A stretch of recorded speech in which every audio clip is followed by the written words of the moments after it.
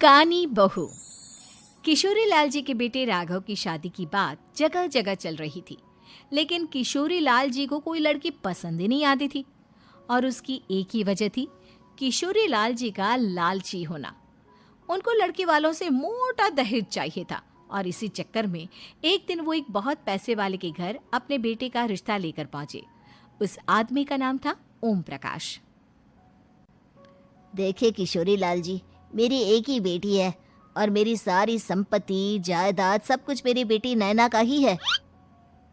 पापा, नाम से लगता है बहुत खूबसूरत होगी। कितना अच्छा नाम है ना, नैना। ओ, वैसे बात तो सही है आपकी। अब इतना पैसा है, जमीन जायदाद है, इकलौती बेटी, आप भी क्या करेंगे? सब कुछ उसे ही देंगे ना। बिल्कुल ठीक पहचाना आपने। बस बेटी की शादी और सारी जायदाद उसके नाम। पापा, बिना देखे हाँ कर दीजिए ना। इतना अच्छा रिश्ता फिर कहाँ मिलेगा? माला माल हो जाएंगे हम। मैं अपनी बेटी को बुलाता हूँ। अरे नहीं नहीं नहीं नहीं, आपकी बेटी का नाम नैना है, सुनकर ही लगता है बहुत सुंदर होगी। रहने दीजिए अंकल, मैं तो आपकी बेटी के नाम से ही इतना खुश हो गया हूँ कि उसे बिना देखे शादी करने को तैयार हूँ। अब तो मैं उसका चेहरा सीधे शादी के बाद ही देखूंगा। और इस तरह राघव नैना का चेहरा नहीं देखता और उससे शादी कर लेता है। शादी के बाद अपनी सुहाग रात पर जब राघव नैना का घूंघट उठाकर देखता है तो नैना की आंखें बंद थी। कितनी खूबसूरत हो तुम नैना, जरा अपनी आंखें खोलकर मेरी तरफ देखो तो सही। नहीं, मुझे शर्म आती है। अरे, मैंने तुम्हें शादी से पहले भी नहीं देखा, और अब अगर तुम आंखें खोलकर मुझे देखोगी भी नहीं तो मुझे अच्छा कैसे लगेगा? इससे पहले कि नैना अपनी आंखें खोलकर राघव की तरफ देखती, अचानक से लाइट चली गई और राघव नैना को पूरी तरह से देख भी नहीं पाया। अगली सुबह नैना राघव के लिए नाश्ता बनाकर लेकर आई। अरे ये क्या, आधा पराठा सीका हुआ है और आधा बिल्कुल कच्चा। ये तुमने क्या किया नैना? बहू, तुमने क्या आधा पराठा तवे से नीचे लटका कर रखा था, जो आधा सिका है और आधा कच्चा? मुझे जितना दिखेगा उतना ही तो सीखूंगी ना पापा जी। जहाँ जहाँ मुझे नजर आ रहा था वहाँ मैंने सीख लिया, जहाँ जहाँ नहीं दिखा वहाँ कच्चा रह गया होगा। इसका क्या मतलब है? ये कैसा मजाक कर रही है तुम? अरे बहू, तुमने इतना लंबा घूंघट क्यों लगाया हुआ है? देखो, हमारे घर में बहुओं को बेटी की तरह रखा जाता है, और फिर तुम तो इतना सारा माल लेकर आई हो। देखो, ये घूंघट डालकर रखने की कोई ज़रूरत नहीं है। हाँ नैना, पापा जी ठीक कह रहे हैं, तुम तो आराम से रहो, अपना ही घर समझो। नैना अचानक से अपना घूंघट उठा लेती है। अरे ये क्या पापा, नैना की तो एक आंख फूटी हुई है। नाम से नैना, लेकिन ये तो कानी बहू निकली। मेरे साथ धोखा हुआ है, धोखा।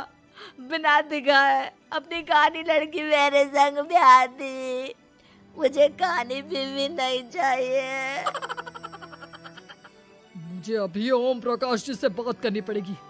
आखिर उन्होंने मेरे साथ ऐसा किया क्यों? अरे, आप लोगों ने ही तो पापा से कहा था कि आप लोग शादी से पहले मुझे देखना नहीं चाहते। अब मेरे पापा पर क्यों इल्जाम लगा रहे हैं? अरे लेकिन उन्हें बताना तो चाहिए था ना कि तुम कानी हो, एक आंख से तुम्हें दिखाई नहीं देता। किशोरी लाल और राघव नाराज होकर ओम प्रकाश को अपने घर बुलाते हैं। पापा जी, ये आपने क्या किया? शादी से पहले बताया क्यों नहीं कि नैना की आंखों में परेशानी है? अरे, आप ही ने तो लड़की देखने से मना कर दिया था। और लेकिन आप बता तो सकते थे। आपको तो हमारी बेटी की प्रॉपर्टी चाहिए थी, वो भी पूरी की पूरी। अब क्या हुआ अगर उसे आधा दिखाई देता है? प्रॉपर्टी तो आपको पूरी मिल गई ना। अरे ये क्या बात हुई? मेरी शादी प्रॉपर्टी से नहीं, आपकी बेटी से हुई है। अब ये तो पहले सोचना चाहिए था, तब तो मेरी प्रॉपर्टी देखकर तुम्हारी जुबान लप लपा रही थी। लेकिन मैं कानी लड़की को अपनी बीवी बनाकर नहीं रख सकता। पापा, कुछ करिए ना आप। हाँ, करता हूँ। देखिए ओम प्रकाश जी, आप हमारे साथ ऐसा नहीं कर सकते। और तुम देखो, अगर तुमने मेरी बेटी से शादी तोड़ी ना, तो जो भी प्रॉपर्टी मैंने तुम्हें दी है वो तो पूरी की पूरी वापस ले ही लूँगा, और आधी प्रॉपर्टी तुम्हारी भी लूँगा। अरे मेरी आधी प्रॉपर्टी भला क्यों लेंगे आप? इसलिए क्योंकि मेरी बेटी को आधा नजर आता है और उसकी नज़र अभी तक तुम्हारी आधी जायदाद पर ही पड़ी है। अब तुम उसे घर से निकालोगे तो कुछ तो लेकर जाएगी ना। और अगर हम आपकी बेटी को अपने घर की बहू बना कर रखे तो?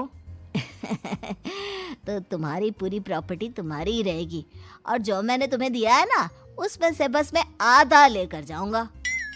अरे लेकिन अब आप अपनी दी हुई प्रॉपर्टी में से आधी वापस क्यों लेकर जाएंगे? अगर मैं आपकी बेटी को अपनी पत्नी बनाकर रखने को तैयार हूं तो?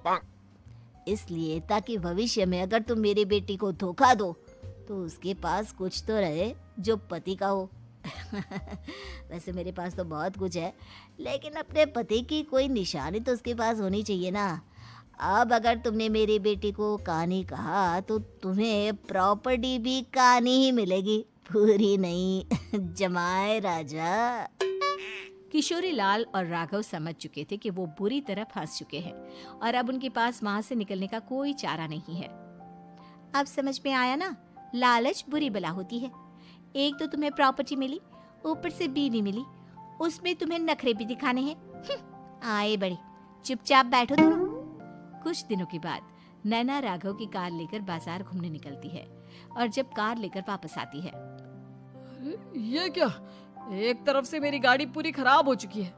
लगता है तुमने मेरी गाड़ी को किसी दूसरी गाड़ी के साथ एक्सीडेंट किया है। अरे अरे कितना बड़ा नुकसान कर दिया तुमने बहू। वो क्या है ना पापा जी, मुझे एक आंख से दिखाई नहीं दे रहा था, सामने से गाड़ी आ रही थी।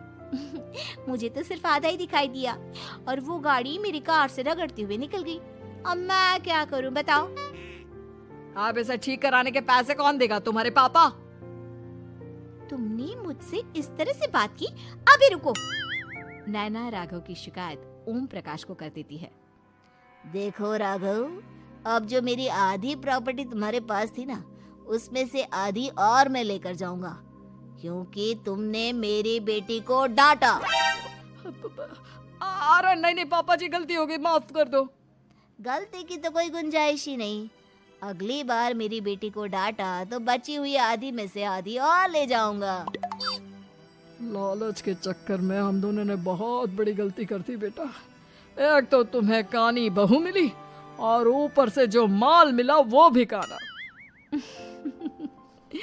इस तरह राघव की हर एक गलती पर ओम प्रकाश उसकी प्रॉपर्टी का आधा आधा हिस्सा लेकर अपना सारा माल वापस ले गया और राघव को कानी बीवी से काम चलाना पड़ा।